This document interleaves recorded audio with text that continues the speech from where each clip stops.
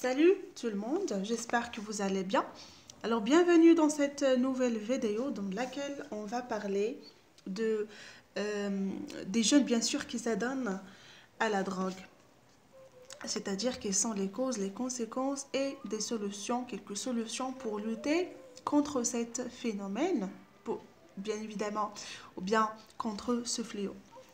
Alors le nombre des jeunes qui s'adonnent à la drogue connaît un accroissement perpétuel. Les sortes de drogues consommées varient selon le milieu économique et socio-culturel. Les causes de ce fléau sont multiples. Suivant le milieu socio-économique et culturel, le type de drogue consommée varie dans les classes sociales aisées. Les jeunes consomment des drogues dures comme l'héroïne et la cocaïne qui sont disponibles sur le marché grâce à la contrebande. Dans les couches sociales défavorisées, les jeunes s'adonnent à des drogues douces comme le hashish ou le kiff. D'autres stupéfiants de fabrication locale artisanale sont utilisés. Les causes, bien évidemment, qui poussent ces jeunes à s'adonner à la drogue varient elles aussi en fonction de l'appartenance sociale.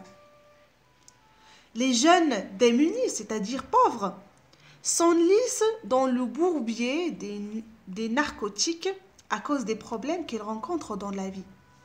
La pauvreté et la misère dans lesquelles ils croupissent sont les principales causes, n'ayant pas les moyens matériels nécessaires pour se livrer à des activités sportives et culturelles, ou bien pour faire des voyages ou occuper leur temps par des distractions édifiantes. Ils ne trouvent autour d'eux que vide et routine. Alors, ils cherchent leur refuge dans le mirage de la drogue.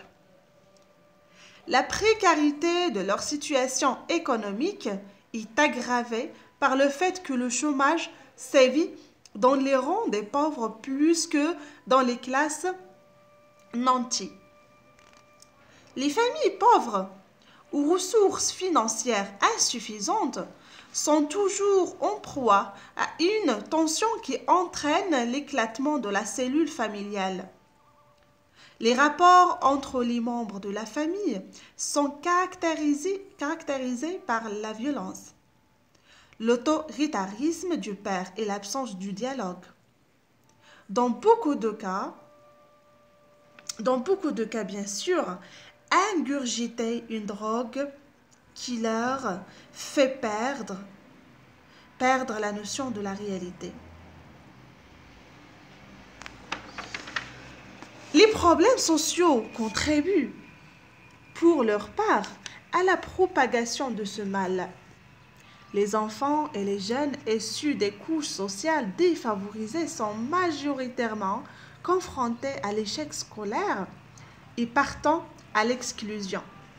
En conséquence, ils sont perçus par la société comme des individus inutiles et ils sont marginalisés.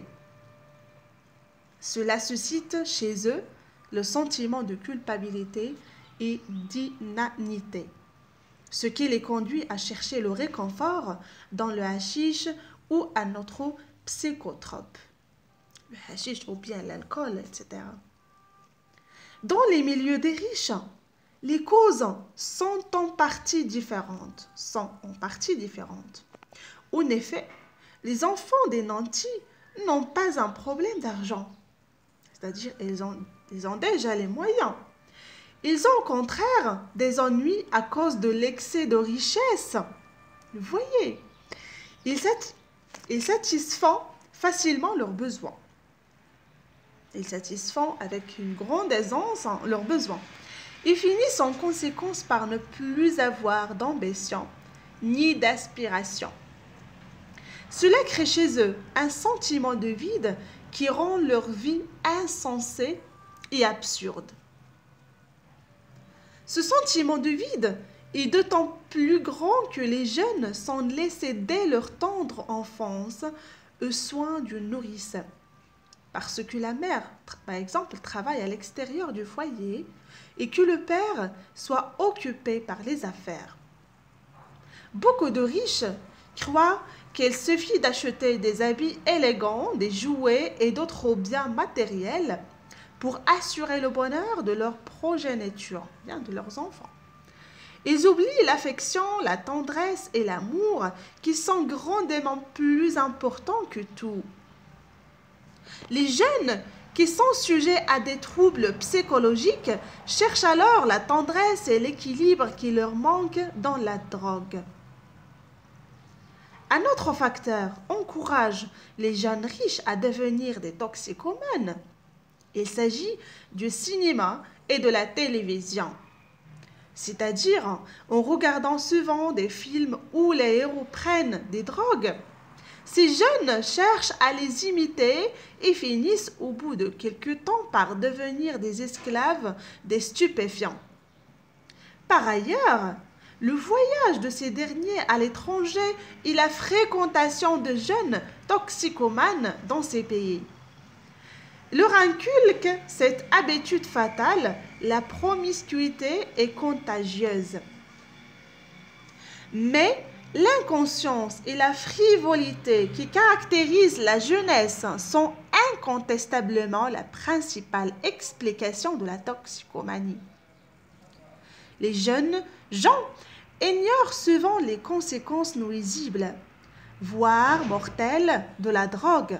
Ces contre-coupes sont calamiteux.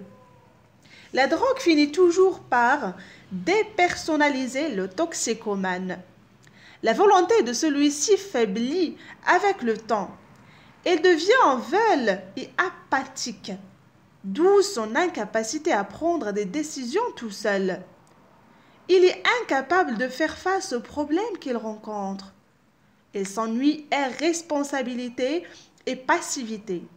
C'est pour cela que les toxicomanes préfèrent se retirer de la société, s'isoler de la société, si j'ose dire. Ils se cantonnent dans la solitude et les rêvasseries. Beaucoup d'entre eux ont perdu leur travail à cause de la paresse et de la négligence. Pire encore, le drogué perd sa dignité. Il ne rechigne pas à quémander afin de pouvoir s'acheter les narcotiques. Lorsqu'il ne parvient pas à collecter l'argent nécessaire, il recourt au crime, notamment les vols et les agressions. Nombre de toxicomanes défoncent les portes des pharmacies en vue de mettre la main sur les psychotropes. Aussi finissent-ils derrière les verrous. Sur le plan physiologique et psychologique, la drogue provoque un affaiblissement du corps du toxicomane et de ses facultés mentales. Plusieurs jeunes hommes ou jeunes femmes sombrent dans les ténèbres de la folie. Ceux qui ont de la chance sont internés dans les asiles de fous. Les autres errent dans les rues devant l'indifférence et le mépris des gens. Or, le traitement des malades et la désintoxication des drogués nécessitent de grands budgets pour la construction de centres d'accueil, la formation du personnel soignant et la fabrication des médicaments. Et c'est toute la société qui paie la facture. Cela revient à dire que les méfaits de la drogue touchent tout le monde, puisque les dépenses de médication sont publiques. Donc, la drogue est une affaire de tout et non des seuls drogués. Vraiment, il faut essayer de lutter contre ce fléau vraiment qui menace la jeunesse, bien la génération d'aujourd'hui. Parce que c'est très très grave ce qu'on voit aujourd'hui. Vraiment, il faut les cultiver, il faut les gérer, il faut les guider, il faut les insister bien évidemment.